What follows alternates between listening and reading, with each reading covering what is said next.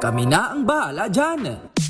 Aalamin, tutuklasin at bibigyang linaw namin ang mga katanungang bumabagabag sa inyong isipan. Sa programa kung saan ang bawat sagot ay galing lamang sa mga eksperto. Ang Expert's Opinion, tuwing linggo alas 3 ng hapon, dito lang sa DZRH TV. Samahan niyo po ako hanggang 7:30 ng gabi. DZRH Usapang Liga. Magandang gabi Pilipinas, Metro and Mega Manila, nas extension sa DZRH at RH2. Naray Simayan At Kisses Hubson. para sa DZRH, una sa Pilipinas. Una sa Pilipino. Kung good vibes ang hanap mo, dito ka na sa sigurado. Mula sa mga istoryang nagbibigay ng inspirasyon hanggang sa mga kwentong may dalang solusyon. Mga balitang pampagaan ng pakiramdam at pampaganda ng araw. Hindi lang ba sa good news, kundi the better news. Mula Lunes hanggang Biyernes, 1:00 ng tanghali sa DZRH TV.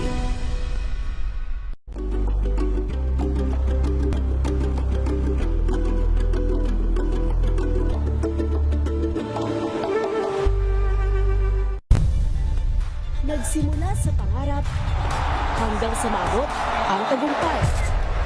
Iba't ibang kwento, iba't ibang mukha ng atletang Pilipino. Mas pinatindi, mas pinalakas, at mas pinaaksyon sa Match Point tuwing Sabado, 12:30 ng tanghali sa DZRH TV.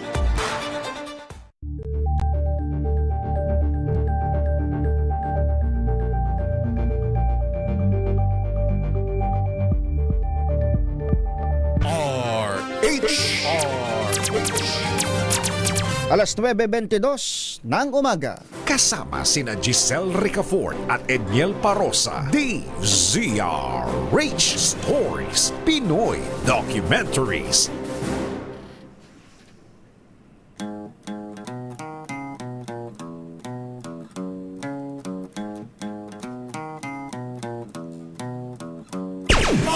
Ay, kamustahin natin ang kahandaan ng ating kaguruan, mga eskwelahan, dahil opening na ng classes tomorrow.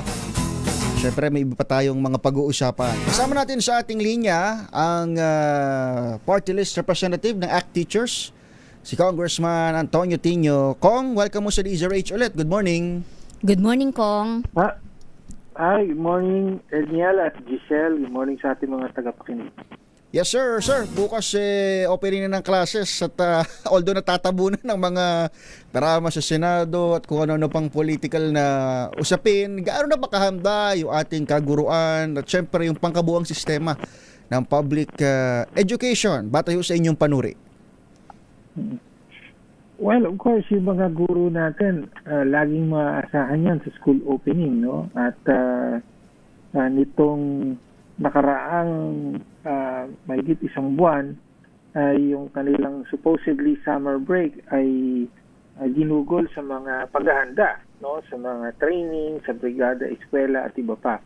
Now, as to yung kahandaan ng sistema, makikita natin bukas yung mga usual problems pa rin, no, yung matinding kakulangan ng classrooms. Hindi pa rin talaga na pa-address yung backlog ng classrooms.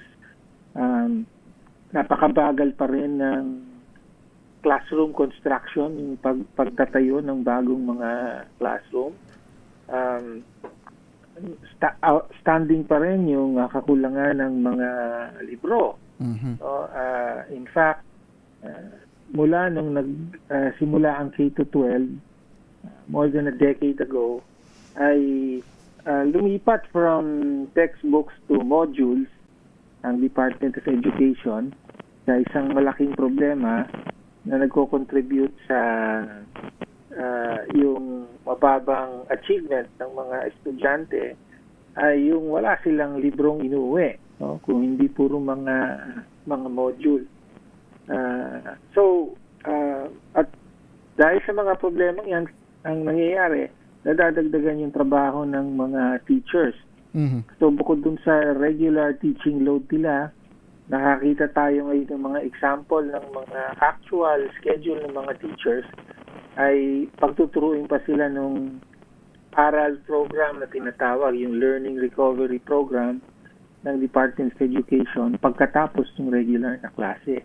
Nako. So, dagdag, mas mabigat na trabaho para sa mga teachers natin. Gayong, wala naman dagdag sa sweldo.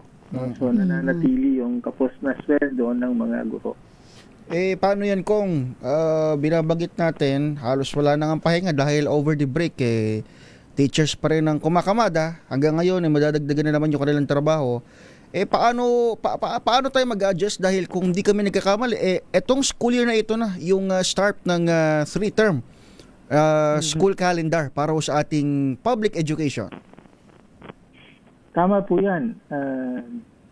Walang pagpapilot, basta nagdesisyon ang DepEd na i-implement na starting tomorrow yung bagong calendar na sabi mo nga yung 3 terms. No? Sa halip na 4 grading periods, magiging 3 terms. So isa sa mga pinagandaan over the last month ng mga teachers natin, itong bagong major na pagbabago to, no? Dahil ibig sabihin yung pagbabudget nila sa ituturo sa isang buong taon ay mababago dahil maiba na nga yung mga period, 3 na lamang. Gagawin ito ng Department of Education ng wala na bang malinaw na karanasan na may pakinabang talaga ito, magkakaroon ng pakinabang. Ang concern naman dito sa 3 terms ay isisiksik daw sa mga 8 araw hanggang 10 araw na break sa pagitan ng mga term. Lahat ng mga extracurricular activities, lahat ng mga training ng teachers, meron pang aral program uli, at iba pa. No? Lahat ng walang kinalaman sa yung actual na klase at pagtuturo. No? Dito sa mga end of term breaks. So ang question ngayon ay mapagkakasya ba ang lahat ng ibang kailangan gawin ng mga estudyante at guro sa mga period na ito.